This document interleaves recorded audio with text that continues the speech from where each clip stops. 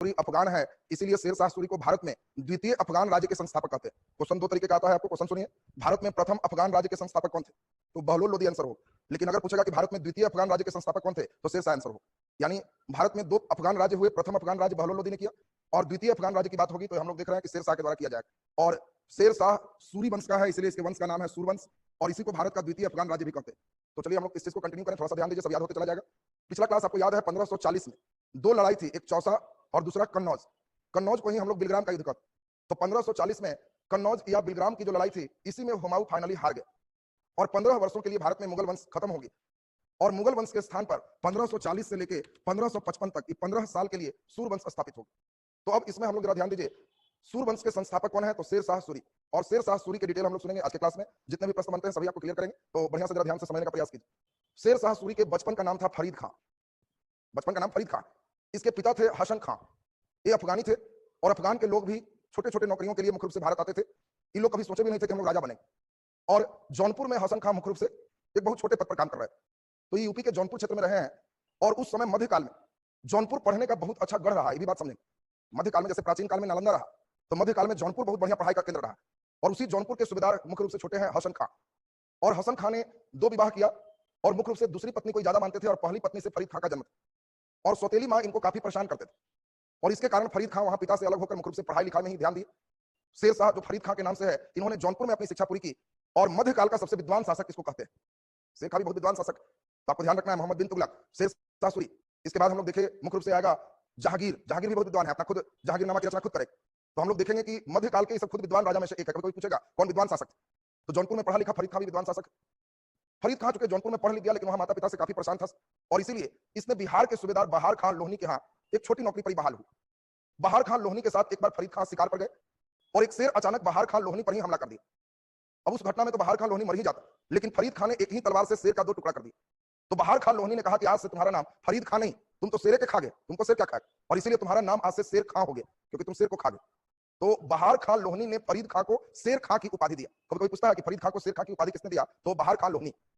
बहार खान लोहनी बहुत खुश हुआ और शेर शाह, जिसको शेर खां का नाम है, इसी को मुख्य रूप से अपना वजीर टाइप में रखा। लेकिन बीच में बहार खान लोहनी से भी शेर खां को मतभेद हो, तो जब मतभेद हो गया तो उसी समय भारत में बाबर का आगमन हो चुका था। देखिए शेर शाह कोई जवान राजा नहीं है, बाबर के समय से ही चला रहा, और समझ सकते हो बाबर 1526 की कहानी तुमको कहा। बाबर के बाद 1526 से 30 बाबर रहा और फिर 30 से 40 हुमायूं रहा, तो 14 साल हो गया है। 40 के बाद ये अपना फॉर्म है। अब सोच सकते हो जिस समय राजा बन रहा है एकदम बूढ़ा हो चुका है, 76 साल का है। शेर शाह कोई जवान नहीं है, बुढ़ापा की अवस्था में राजा बन रहा है। और इसीलिए जब उस समय जब कुछ जवान था, बाबर की कहानी के समय है, बहार खान लोहनी से शेर खां को विवाद हुआ, तो शेर खां बहार खान लोहनी को छोड़ के और बाबर के यहाँ सेना बन गई, इसके सैनिक में शामिल। देखिए कभी कोई पूछता है कि शेर खां निम्नलिखित में किसके यहाँ सैनिक के रूप में शामिल हो, तो वो होगा बाबर। और बाबर के यहाँ सैनिक के रूप में शामिल है, लेकिन अपनी योग्यता दिखा के कि बाबर का सेनापति भी बना और बाबर के सेनापति के रूप में इसने कई लड़ाई में भी भाग ली।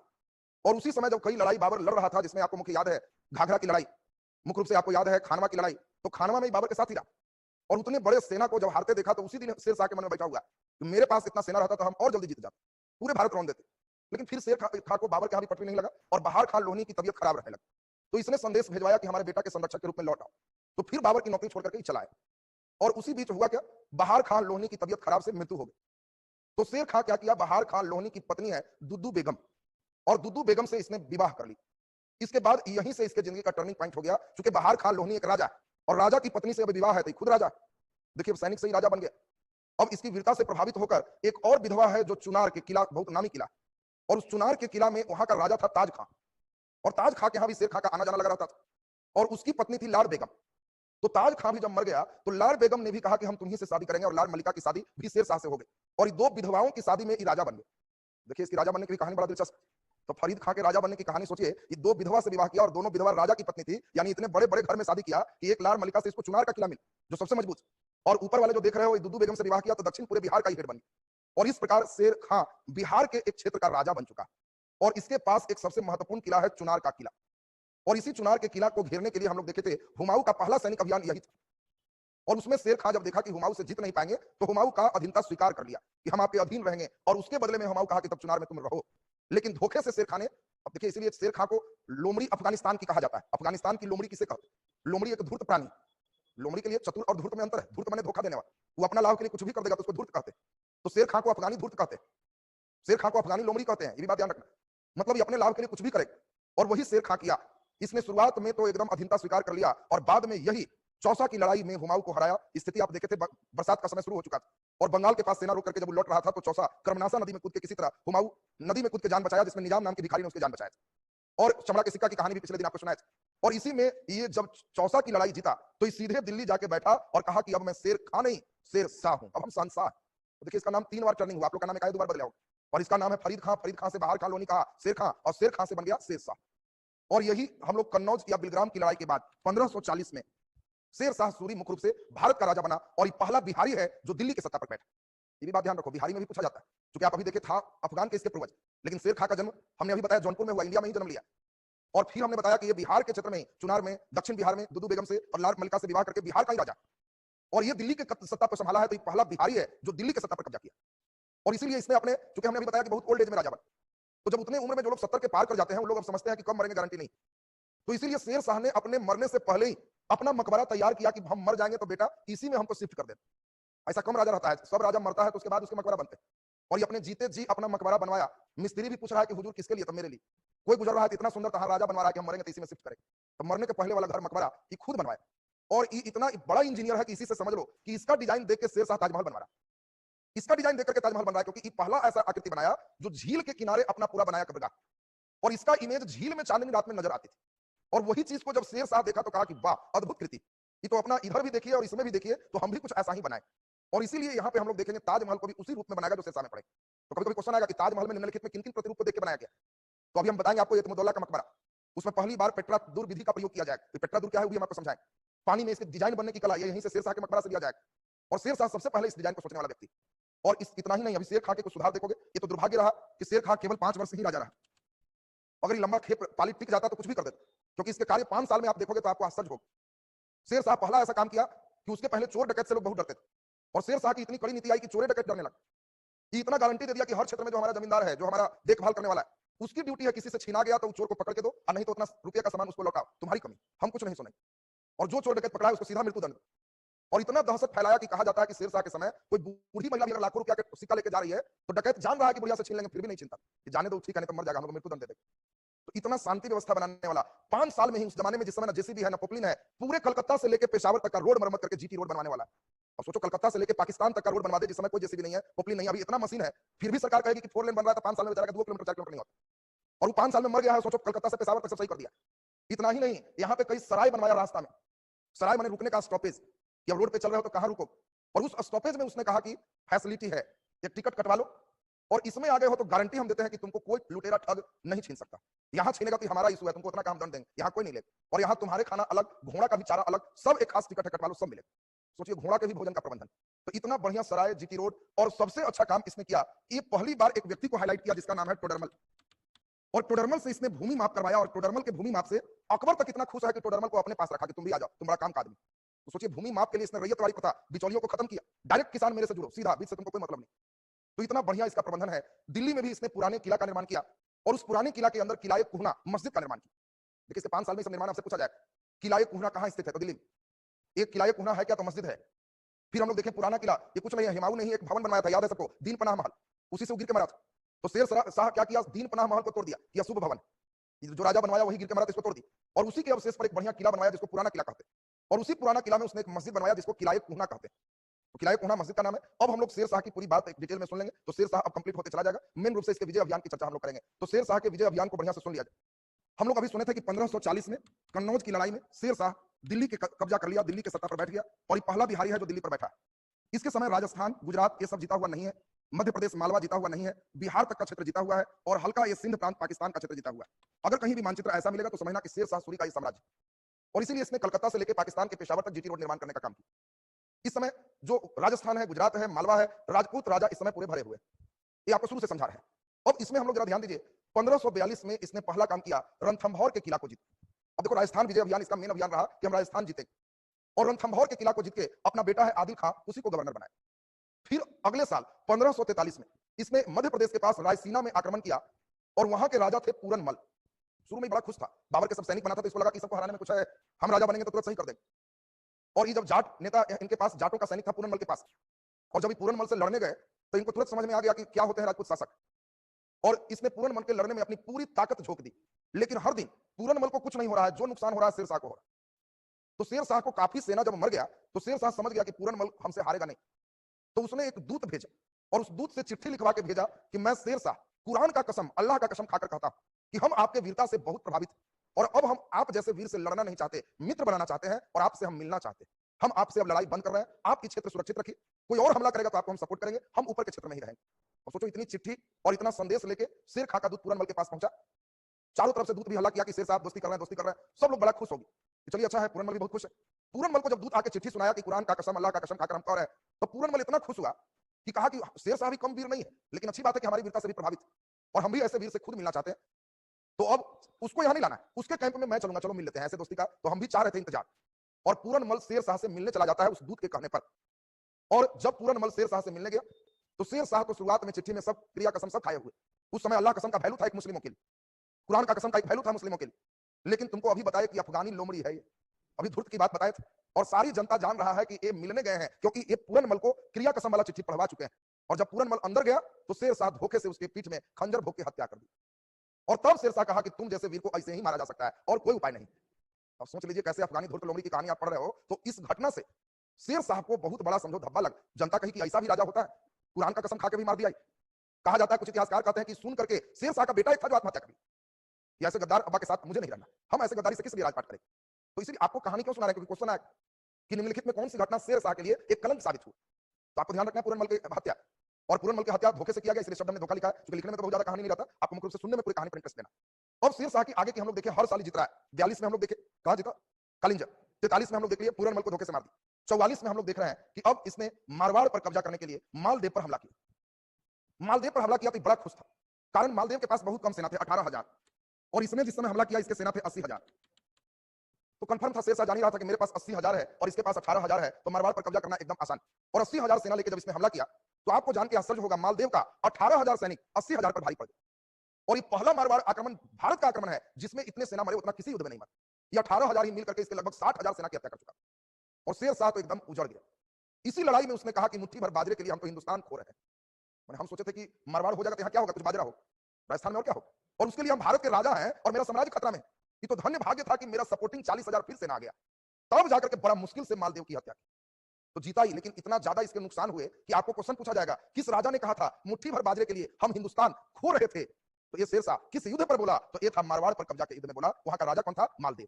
देखिए सब कहानी एकदम ठीक रहना चाहिए, क्योंकि कई लड़के शेर शाह केवल फरीद खान से काम चला लेता है, बाकी उनको कुछ कहानी कहिए कुछ पता नहीं। ग्रेजुएशन लेवल एग्जाम दोगे तो एकदम पूरे अच्छे लेवल चाहिए तुम्हारा। रेलवे में ठीक है, अभी फरीद खान से ज्यादा नहीं पास, रेलवे वाले बैच में सबका क्या जरूरत है, लोग फरीद खान जाने बहुत। तो अब इसमें आपको जरा ध्यान देना है, अभी जो लड़ाई की चर्चा की इस मारवाड़ के युद्ध में हम लोगों ने सुना कि शेर शाह ने कहा कि मुट्ठी भर बाजरे के लिए हम पूरा हिंदुस्तान का साम्राज्य क्या किए, खो दी। अब इसके बाद अगला शेर शाह का अंतिम आक्रमण है कालिंजर पर आक्रमण, और इसलिए आपसे क्वेश्चन पूछा जाएगा कि बताओ शेर शाह का अंतिम आक्रमण कौन है। जल्दी बताइए, शेर शाह का अंतिम आक्रमण कौन है, कालिंजर आक्रमण। और कालिंजर आक्रमण शेर शाह का अंतिम क्यों है, इस चीज को आपको मेन समझना है। अंतिम आक्रमण होने का कारण क्या रहा, तो अंतिम आक्रमण होने का सबसे बड़ा कारण रहा कि कालिंजर एक बहुत मजबूत किला था और शेर शाह उसी को घेरे हुए, और घेरने के बाद ये कालिंजर पे निश्चित रूप से जीत जाता। लेकिन हुआ क्या, इसके एक तोप का गोला निकल करके कालिंजर के गेट से, माने द्वार से, जो बहुत बड़ा दीवार है उससे टकरा के रिटर्न वापस आ गया। और शेर शाह जहां बहुत सारे गोला रखे हुए थे कि एक एक करके छोड़ना है, उसी पे आके गिर गया। बात समझिए, उसी पे आके गिर गया, और जब उस पे आके गिर गया तो ये पूरे गोला में आग लग गई। शेर शाह भागते भागते इतना भयंकर विस्फोट था कि वह पूरी तरह से झुलस गया। सोचो, एक लड़ाई पहले ही वह कहा था कि मुट्ठी भर बाजरे के लिए हम हिंदुस्तान खो रहे हैं, और फिर हुआ वही, कालिंजर के लिए भारत सचमुच खो दी। अगर वहां से भी शांत हो जाता कि ना बहुत मजबूत सब है, हम किनारे धरे तो राज करते, लेकिन अति लोभे कुकुरवाना से वही ज्यादा लोभ में कालिंजर पर हमला किया, और हमला में उसी के गोला से अपने जल गया, और जलने के बाद अपना वैद्य से इलाज करा रहा है, बुरी तरह झुलसा हुआ। लेकिन शायद उसकी सांसें एक चीज के लिए अटकी हुई थी। वो चीज क्या था कि हमको सूचना दो कालिंजर जीते कि नहीं, क्योंकि ये घायल होने के बाद भी सब सेना वाला को कहा, सेना नायक को लगे रहो, हमको इलाज के लिए भेजो, तुम लोग लगे रहो, तुम लोग बताओ, हमारी चिंता मत करो। और इसके सारे सेना नायक जब कालिंजर जीत लिए तब इसको खबर दिए कि हुजूर कालिंजर जीत गए, ये सुनते ही इसका प्राण निकल गया। तो सोचिए, मरने वाला वीर योद्धा भी अपना कालिंजर जीत गए सुन करके प्राण त्याग दिया है। तो आपसे कभी कभी पूछा जाता है, शेर शाह का अंतिम अभियान तो कालिंजर, और कालिंजर अभियान में आपको हमने अभी समझा दिया कि क्या कालिंजर जीत पाया कि नहीं, तो जीत गया, लेकिन उसकी मृत्यु होगी। और अब शेर शाह के द्वारा सुधार जो आपको बताए, ये सुधार में आपको एक नजर सुन लेना है। अब सुधार एक बार सुन लीजिए तो आपका क्लियर हो जाएगा। शेर शाह के जो सुधार थे, इन सुधारों में ध्यान दीजिए पूरे एक घटनाक्रम को, तो आपका सही हो जाएगा। पहला सुधार हम लोग देखें, शेर शाह ने मुख्य रूप से जो सुधार किए, उस सुधार में हमारे शामिल रहे, आपको लगभग बातें सुना ही चुके हैं, केवल एक बार सुनेंगे तो आपको याद होता चला जाएगा। हमने अभी आपको सुनाया कि शेर शाह सबसे पहला है जिसने लगान व्यवस्था के लिए रैयतवाड़ी व्यवस्था को लागू किया। रैयतवाड़ी कहते हैं डायरेक्ट किसान सीधा राजा से जुड़े रहे, इसमें कोई बिचौलिया की भूमिका नहीं। रैयत मींस किसान होता है। ये आगे हम लोग मुनरो के द्वारा हम लोग अंग्रेजों में भी सिस्टम को आगे डिटेल सीखेंगे। तो आपको पूछा जाए कि बताओ शेर शाह सूरी के लिए लगान प्रणाली में तो बिचौलिया नहीं है, किसान सीधे राजा से जुड़ा। दूसरा नंबर, शेर शाह सूरी ने ही grand trunk road, GT road का निर्माण कराया। और उस समय इसका नाम जीटी रोड नहीं, उस समय इसका नाम है सड़के आजम। जीटी रोड नाम अंग्रेजों के द्वारा दिया गया, तो इसने नाम सड़के आजम रखा। आजम माने क्या होता है? आजम मतलब प्रधान होता है। शहीद आजम, शहीदों में प्रधान भगत सिंह। कायदे आजम, कायदा और नियम कानून के प्रधान, तो जिन्ना को गांधी जी ने कहा। सड़के आजम, सड़क में प्रधान, तो जीटी रोड को कहा। तो शेर शाह ने जीटी रोड को सड़के आजम के नाम से बोला, अंग्रेज मेन रूप से कहे। अगला इनके द्वारा किया गया सबसे महत्वपूर्ण कार्य पर हम लोग ध्यान दें, तो इनके द्वारा किया गया सबसे महत्वपूर्ण काम है, शेर शाह सूरी ने ही पहली बार रुपया चलाया। इसके पहले रुपया नाम नहीं है, बात समझो। तो कई बार पूछता है कि रुपया का प्रचलन सबसे पहले किसने किया, तो शेर शाह सूरी ने। उसके पहले घिसे पीटे सिक्का चल रहे थे, लेकिन इसने इतने तक सब कंटिन्यू चले। और इसीलिए हम लोग देखें कि इसने चांदी का रुपया चलाया। आज भी तुम जाओगे किसी दुकान में तो सोना जहां बिकते हैं तो वहां कहोगे कि चांदी के सिक्का लाइए। तो अंग्रेज भी विक्टोरिया करके रुपया, उसमें विक्टोरिया महारानी के फोटो के साथ रखा। उसके पहले वाला रुपया भी उसी टाइप का था, वो 180 ग्रेन वजन का था। तो 180 ग्रेन के चांदी के रुपया सबसे पहले इसी ने चलाया। तांबा का दाम चलाया। ये दोनों नए सिक्के, रुपया और दाम, ये चलाया हुआ शेर शाह सूरी का। अगला चूंकि बिहार का था, इसलिए रोहतास में, सासाराम रोहतास में जो है वहां किला बनवाया। आज भी रोहतास में शेर शाह का किला है, जिसको रोहतास किला हम लोग कहते हैं। इसके बाद हमने महत्वपूर्ण बात आपको सुना चुका था अभी जस्ट पहले कि शेर शाह पहला ऐसा राजा है जो सासाराम में ही अपना मकबरा खुद बनवाया और बाल बच्चा को समझा दिया कि मरेंगे तो इसी में शिफ्ट कर दे। तो इसीलिए अपना मकबरा बनवाने वाला एकमात्र बादशाह भी पूछा जाए तो शेर शाह है। कई व्यक्ति को जो बेटा पर विश्वास कम रहता है तो हो सकता है वो अपने जीवन में मृत्यु भोज दे, ऐसा भी व्यक्ति हो। मरने के बाद बहुत चलता है ना, लेकिन हो सकता है कोई व्यक्ति ऐसा रखे कि कार्ड बटवा दे, या अत्यंत दुख के साथ सूचित करना पड़ रहा है कि हमारी मृत्यु कब होगी पता नहीं है, लेकिन हम अभी ही मृत्यु भोज वो 10वां वाला हम अभी मना दे रहे हैं, मरने के बाद नहीं होगा और आप इसमें सादर आमंत्रित। पूरा लोग खाने आ रहा है कि किनका भोज है तो फलना बाबू के सबके स्वागत कर रहे। तो यूनिक चीज हो गया ना, ऐसा कोई नहीं करेगा, तो समझिए इतिहास टाइप का हो गया। तो शेर शाह भी उसी टाइप का इतिहास किया, अपना मकबरा स्वयं बनाने वाला इतिहास। दिल्ली में हमने आपको बताया कि शेर शाह शुरू ने हुमायूं का एक भवन था जिसको हमने नाम बताया, कौन सा भवन? दीन पनाह। और दीन पनाह को तुड़वा करके इसने पुराने किले का निर्माण कराया और इसी के अंदर किला कोहना एक मस्जिद का निर्माण कराया। तो पुराने किला और किला कोहना एक मस्जिद का निर्माण कराया, इसमें आपको ध्यान रखना है। एक दो और महत्वपूर्ण बात है जो आपको हम कर ले। शेर शाह के ही काल में जौनपुर के एक बहुत बड़े विद्वान थे जिनका नाम था मलिक मोहम्मद जायसी। और मलिक मोहम्मद जायसी ने एक पुस्तक लिखा था पद्मावत। आपको पद्मावती अलाउद्दीन खिलजी के समय आपको पूरी कहानी सुनाई थी। तो उस कहानी को अब तक चला आ रहा था केवल बोलचाल, एक दूसरे से लोग कहते जा रहे थे, लेकिन इसको लिपिबद्ध इसने कर दी, मैंने लिखने का काम कर दिया मलिक मोहम्मद जायसी। तो क्वेश्चन आएगा कि शेर शाह सूरी आंसर हो, इसके लेखक कौन हो गए? तो मलिक मोहम्मद जायसी। तो एक बहुत अच्छा प्रश्न है पद्मावत से। बाकी कई लड़के राइटर केवल जानते हैं किनके समय लिखा गया, ये उनको दिक्कत रहती है। और अगला एक बहुत अच्छे इतिहासकार है कानूनगो, और कानूनगो ने शेर शाह के बारे में कहा कि वह बाहर से मुस्लिम था लेकिन अंदर से हिंदू था। बात समझिए। तो आपको ये भी क्वेश्चन आएगा किसके बारे में कहा जाता है कि वह बाहर से मुस्लिम और अंदर से हिंदू, तो कहना शेर शाह सूरी। किसने कहा? कानूनगो रहे थे। आप सभी प्रश्न को एक नजर सुने शेर शाह सूरी डिटेल में। अब यहां से बहुत आसान आपके लिए है, शेर शाह सूरी के बाद जो राजा बने हैं उन सभी की बात हम लोग जरा ध्यान से समझेंगे। तो शेर शाह सूरी के बाद मुख्य रूप से हम लोग यहां ध्यान दें, जो राजा बने उसमें अंतिम राजा में आपको दो चलना है। एक का नाम है सिकंदर सूर, सिकंदर सूर, और दूसरे का नाम है आदिल शाह सूर। ऐसे ही हम लोगों ने सुना कि 1540 में राजा बने, 45 में पार लग गए। कालिंजर आक्रमण अंतिम 45 के ही लास्ट में है, 5 साल ही केवल शेर शाह राजा रहे। इसके बाद हम लोग देखें 45 के बाद इनके पुत्रों के द्वारा शासन किया, जिसमें इनके पहले पुत्र का शासन कुछ ठीक ठाक रहा, लेकिन उसके मरते ही सब भाई और चाचा आपस में ही उलझ गए। ये पूरे जो बिहार बंगाल का क्षेत्र था, यहाँ पे उसी के एक वंशज है आदिल शाह सूर, उसने अपना राजपाट संभाला। और इधर के क्षेत्र जो देख रहे हैं इस साइड में सिकंदर सूर राजा बना, और इन लोगों में भी आपसी काफी लड़ाई चल रही थी। और इसी चीज को हुमायूं फिर सुना तो उसकी इच्छा हुई कि भारत चलते हैं, क्योंकि आपस में सब लड़ रहा है तो मेरे लिए अच्छा जगह जीतने का हो सकता है। और इसीलिए हम लोग देखें सरहिंद और मच्छीवाड़ा का युद्ध 1555, डेटा को समझाए तो सरहिंद की लड़ाई और मच्छीवाड़ा की लड़ाई में इसने इसी सिकंदर सूर को हरा दिया। सिकंदर सूर भाग खड़ा हुआ और ये दिल्ली आगरा का सेंटर फिर से कब्जा कर लिया। इस साइड में आदिल शाह सूर अभी है। अब उसी बीच कहानी का दिलचस्प मोड़ अब शुरू होगा। यहाँ पर पूरा पाकिस्तान के क्षेत्र, अफगानिस्तान के हल्का क्षेत्र पर हुमायूं कब्जा कर चुका है। बिहार बंगाल में मुख्य रूप से आदिल शाह है। और यहीं पे अचानक 1556 में हम लोगों ने सुना कि शेर इसमें हुमायूं का सीढ़ी से गिरने के कारण मृत्यु हो गई। और जब मृत्यु हो गई तो इस समय इसका बेटा एकदम छोटा है, बेटा का जन्म ही सोचो कि जब भाग रहा था 1540 में, तो इसको कोई शरण नहीं दे रहा था क्योंकि शेर शाह से हारा था। तो सिंध क्षेत्र में, जो पाकिस्तान का सिंध क्षेत्र है, वहां पे है अमरकोट, और वहीं का राजा था बिरसाल। वो बिरसाल इसको शरण दिया कि आओ तुमको हम रखेंगे। और बिरसाल के यहाँ ही इसने शादी किया था हमीदा 1542 में। देखोगे अकबर का मेन जन्म हो, तो अकबर का जन्म हमीदा बानो बेगम से होगा। और जिस समय भागा है उस समय जन्म, और जिस समय ये सुनता है कि बेटा हुआ है उस समय हुमायूं के पास कुछ नहीं है बांटने के लिए। राजा महाराजा खुशी में जो सोना मोती होता था सब दान देते थे। इस समय ऐसा भाग के कंगाली फेज में है कि जिस समय अकबर का जन्म है इसके पास कुछ नहीं। तो ये जंगल में शिकार करते समय एक हिरन से सुगंधित पदार्थ कस्तूरी निकाला, और कस्तूरी को ही काट के इसने कहा कि जिस प्रकार इस कस्तूरी की खुशबू चारों दिशाओं में फैल रही है, हमारे बेटे का भी यश और कीर्ति चारों दिशाओं में फैले। ये जश्न मनाया। और फिर अपना बेटा को लेकर के कांधार में, इसी का भाई था कामरान, आपको याद है काबुल और कांधार, इसमें इसका भाई कामरान था। इसने कामरान को सौंप दिया अपने बेटा को कि इसको संभालो, और मैं चला ईरान, और ईरान के शाह के पास ही रहने लगा। और ईरान के शाह से ही कहा कि हमको कुछ सेना दीजिए, हम चाहते हैं भारत की स्थिति कमजोर है, यहां चले। ईरान के शाह इसको मदद की, तुम अच्छा है, हम तुमको मदद करें। और जब ईरान के शाह से सेना लेकर के चला, तो रास्ता में इसी के भाई वही कामरान जो काबुल कंधार का राजा है, जिसके यहां अकबर बड़ा हुआ है, वही कामरान कहा कि तुम अब इधर कहां, इंडिया जितना भी होगा तो हम जीतेंगे, अब तुम कहां, साइड हो। भाई भाई सही देखिए लड़ गए, और लड़ गया तो हुमायूं भी कहा कि तब फरियाना पड़ेगा तो तुम्ही से फरियाएंगे, हम एक तो तुमको हिस्सा दिए और ऊपर से अब तुम हम ही को रोक रहा।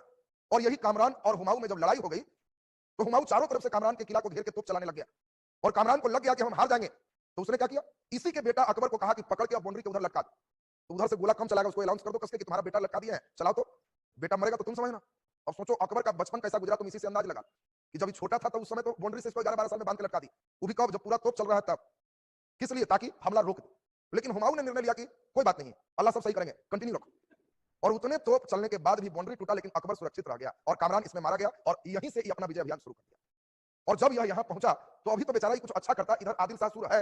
आदिल शाह की थोड़ी कहानी सुने रहेंगे तो आपको आगे अकबर पढ़ने में मजा आएगा। आदिल शाह सूर अफगान का ही मुस्लिम शासक है, लेकिन इसके दरबार में एक हिंदू व्यक्ति है जिसका नाम है हेमू। बात ध्यान रखेंगे, आदिल शाह के ही एक दरबार में व्यक्ति है हेमू, और हेमू धीरे धीरे लड़ाई में इतना बढ़िया था, जीत गया था, तो इसको अपना वजीर बना लिया कि तुम ही रहो हेड। और धीरे धीरे आदिल शाह इस पर इतना आश्रित हो गया कि इसने विक्रमादित्य की उपाधि धारण किया। बात ध्यान दीजिए, क्वेश्चन पूछेगा अंतिम राजा कौन था जिसने विक्रमादित्य की उपाधि लिया, तो यही हेमू है। इस हेमू को विक्रमादित्य की उपाधि किसने दिया, आदिल शाह। तुम तो विक्रमादित्य है, ये अंतिम हिंदू राजा है, और नाम मात्र का राजा है आदिल शाह। इधर काम का राजा कौन है, हेमू। और इधर सौभाग्य हेमू का अच्छा कहिए कि हुमायूं मर गया और अकबर छोटा है। और जब अकबर छोटा है तो इस समय यही पाकिस्तान के क्षेत्र में अकबर बैरम खां के संरक्षण में रह रहा था, और दिल्ली में अचानक हुमायूं मर गया। तो सत्ता खाली होने पर सबसे बड़ा डर क्या होता है, कोई व्यक्ति सत्ता पर बैठ के अपना राज्याभिषेक करा लेगा तो सेना उसी का हो जाएगा। तो बैरम खान चालाकी किया, समझदारी किया, पंजाब के कलानौर में ही, पाकिस्तान तरफ ही ईंट का कुर्सी बना के अकबर के बैठा के राज्याभिषेक करा दिया। देखो, जिसका दिल्ली में नहीं होगा, राजधानी में नहीं होगा, आगरा में नहीं हो रहा है, तो उसका राज्याभिषेक पूछे। ये तो बैरम खान की समझदारी थी कि ईंटे का सिंहासन बना दी। सुना कि हुमायूं मर गया, कहा कि रोने का समय नहीं है, मर गया, दिन को मरना था, जल्दी से ईंटा लाओ 200, कहा के लिए बनाओ यहां सरिया के और बैठाओ, और चारों तरफ ढोलक पिटवाओ के राज्यारोहण हो गया। लोग पूछे कि कैसे, तो ईंटा पर बैठ के हुआ है वहां, अब मेन ओरिजिनल इधर हो, सीट खाली नहीं है, ये पहले पता होना चाहिए। अब सोचो, इसीलिए पूछा जाएगा कि अकबर का राज्याभिषेक कहां हुआ, तो आपको ध्यान रखना है कि पंजाब के कलानौर, और पंजाब के कलानौर में इसका राज्याभिषेक कर दिया गया, और इसी चीज से आदिल शाह फॉर्म में। अब जरा गौर करेंगे, यहां पर बहुत इंटरेस्टिंग चीज आने जा रहा है। आदिल शाह अब हेमू को कहेगा कि जितना ताकत है लगा दो, तुम्हारे रहते ही 13-14 साल का लड़का राजा रहे शोभा नहीं देता, तुम्हें मुगलों को हटाना है। ये खुश था कि हम अफगान है, वो तुर्क है, वो हारेगा भी तो अफगानों का राज होगा, हेमू को हम पोसे हैं, ये राजा भी बनेगा तो हमको दिक्कत नहीं, लेकिन वो आएगा तो हमको दिक्कत देगा। और इसीलिए इसने हेमू को ललकारा, और इसीलिए 1556 में अकबर राजा बना और हेमू पूरा सेना लेके चल दिया, हमला कर दिया, और आपको आश्चर्य होगा, आगरा जीत गया हेमू, मुगलों की सेना को हरा दिया, आगरा जीत गया। आगरा के बाद हेमू आगे बढ़ा और दिल्ली भी जीत गया, दिल्ली पर भी कब्जा कर लिया, दिल्ली के सिंहासन पर भी हेमू बैठा है। और इसीलिए पूछा जाएगा, दिल्ली के सिंहासन पर बैठने वाला अंतिम हिंदू राजा कौन था, तो हेमू। बात ध्यान रखना, ये सब 2-3 अच्छे क्वेश्चन है। दिल्ली के सत्ता पर बैठने वाला अंतिम हिंदू राजा तो हेमू है, विक्रमादित्य की उपाधि अंतिम जिसने लिया वो हेमू है। और यहां पे आपने अभी देखा, दिल्ली पर जब बैठ गया तो ये तो उसी समय टर्निंग है बैरम खां का, क्योंकि अब बैरम खां अपना दिमाग लगाया कि अगर हम अब नहीं जगेंगे तो हेमू पूरे कब्जा कर लेगा। तो बैरम खां अचानक हेमू के तोपखाना पे हमला कर दिया, हेमू से दूर था, और हेमू के जितने तोप थे वो बैरम खां के कब्जा में हो गए, और ये पहला निर्णायक जीता, क्योंकि हेमू वहां नहीं था, तोपखाना इसके कब्जा में चला गया। और ये अब आगे बढ़ा कि दिल्ली से कि अब तुमको हम सही कर दे, और पहुंच गए वही हरियाणा में, पानीपत का द्वितीय युद्ध, और भयंकर लड़ाई देखिए शुरू होगी। और यहां से आप समझ गए कि यहां पूरे अंतिम ये सूरवंश का राजा कौन होगा, आदिल शाह सूर। इसके बाद सूरवंश एकदम लगभग कंप्लीट खत्म हो, अकबर के समय अफगान का पूरे नामो निशान को मिटा दे। तो अब अभी हम लोग पूरे अकबर का फेज पढ़ेंगे, अकबर लंबा चलेगा, लेकिन शेर शाह की जो भी कहानी थी अब आपका क्लियर हो गया, शेर शाह आपका कंप्लीट कर लिया। अब हम लोग मुख्य रूप से अभी हम लोग चलेंगे आगे, एक मिनट देख लें। शेर शाह पर एक नजर हम चाहते हैं कि आपका और थोड़ा सा बढ़िया स्टेप हम कर लें, शेर शाह का एक बार और अच्छा से सुने रहेंगे तो आपका बढ़िया स्टेप हो जाएगा। तो लास्ट मोमेंट हम एक बार और सुना दे रहे हैं, क्योंकि हमारी कोशिश है कि जो सेक्शन पढ़ो उससे क्वेश्चन एकदम ना छूटे। तो तेजी में सुन ले। सूरवंश को भारत का द्वितीय अफगान राज्य कहते हैं। हम लोग देखे कन्नौज या बिलग्राम के युद्ध में शेर खान ने हुमायूं को हराया और 1540 में कब्जा किया। शेर शाह का बचपन का नाम है फरीद खां, पिता का नाम इसका हम लोग देखे हसन खां, और तब हम लोग देखे कि बिहार के सूबेदार थे बहार खां लोहनी, उसी ने इसको फरीद खां से शेर खां बनाया। फिर हम लोग देखे कि बहार खां की जब मृत्यु हुई तो उसकी पत्नी थी दुद्दू बेगम, उससे विवाह करके इसने दक्षिण बिहार का सूबेदार बना। और एक और 1530 में चुनार के राजा थे ताज खां, और ताज खां मरे तो उनकी पत्नी थी लाल मलिका, उससे विवाह करके चुनार जैसे मजबूत किला और सोने चांदी अकुत संपत्ति इसके हाथ लगा। शेर खां बहुत मजबूत हो गया। चौसा के युद्ध में इसने हम लोग देखे कि हुमायूं को मैंने हराया और शेर खां से शेर शाह बना। शेर खां की पढ़ाई लिखाई कहां हुई, जौनपुर। ये विद्वान शासक था, ये भी ध्यान रखना है। विजय अभियान में बताया कि पहला नंबर कौन विजय है, रणथंभौर। रणथंभौर के किला को जीता 1542 में। 43 में हम लोग देखे कि रायसीना पर आक्रमण किया और यहां धोखे से पूरनमल की हत्या की। तो धोखा जो मेन लगेगा वो ध्यान रखना पूरनमल का है। 1544 में इसने मारवाड़ पर अधिकार किया, और मारवाड़ के राजा कौन थे, मालदेव। मालदेव को हराते समय इसने बोला भी था कि मुट्ठी भर बाजरे के लिए हम तो भारत का साम्राज्य खो देते, इसलिए बोला क्योंकि खोया नहीं, सपोर्टिंग सेना इसके आ गए थे, इसकी हालत खराब। इसके बाद हम लोग देखे कि सबसे ज्यादा सेना मरने वाला भी यही है, मारवाड़ का युद्ध, सबसे ज्यादा सेना मरा है। अब इसके बाद हम लोग देखे 1545 में शेर शाह का अंतिम आक्रमण है कालिंजर। और कालिंजर के आक्रमण में ही आपको हमने बताया कि इस समय राजा थे कीरत सिंह। आपको पूछता है कालिंजर के राजा कौन थे? कीरत सिंह। और इसी में तो ब्लास्ट हो गया उसका और शेर खां मर गया, लेकिन कालिंजर पर उसका कब्जा हो गया। शेर शाह के उत्तराधिकारी अभी हम लोग देखें, पहला नंबर है इस्लाम शाह सूद। ये शेर शाह का बेटा है। जब तक यह रहा 1545 से 53 तक, लंबे समय तक इसने अपनी राजधानी को आगरा से ग्वालियर ले गई। ये इस्लाम शाह सूद का ही मूल नाम जलाल खां था और इसने इक्ता भूमि को खालसा भूमि में बदल दिया। इक्ता समझते हैं आप? वेतन के बदले कोई भूमि दी जाए तो उसको इक्ता भूमि कहते हैं, और राजा की जो भूमि है उसको खालसा भूमि कहते हैं, कोई वेतन में नहीं मिलता। यानी इसने सैनिकों को नगद वेतन देना शुरू किया कि जमीन नहीं देंगे, जमीन देता तो इक्ता कहलाता। आपको पूछा जाए इक्तेदारी प्रथा की शुरुआत किसने किया, तो इल्तुतमिश ने। और इल्तुतमिश की इक्तेदारी को खत्म किया इस्लाम शाह सूद ने। इसने कहा कि कोई इक्ता नहीं, तुम लोग पेमेंट लो, हमारा सब खालसा भूमि मेरा है। और इसे लग रहा था कि हुमायूं फिर से हमला करेगा, इसलिए पश्चिम उत्तर भारत में इसने 5 मजबूत किले बनाए। शेर शाह के नाम से शेरगढ़ का किला, अपने नाम से इस्लामगढ़ का किला, फिरोजगढ़ किला, रशीदगढ़ किला, मानकोट किला, 5 मजबूत किला का निर्माण इस्लाम शाह सूद ने किया। और उसके बाद इस नाम का है फिरोज खां ऐसे रह गया। सिकंदर शाह इसी को हराया था मछीबारा के युद्ध, और फिर से उसने भारत में प्रवेश किया, और यही आदिल शाह का सेनापति हेमू की कहानी आपने सुनी। तो अब आपका शेर खां पूरे कंप्लीट हो गए। इनके कार्य को आप एक बार देख चुके हैं, तो इसलिए अब इसमें आपको दिक्कत नहीं है। शेर खां का सेक्शन आपका कंप्लीट खत्म हो गया। अब हम लोग मुगल बादशाह के बारे में सुनेंगे।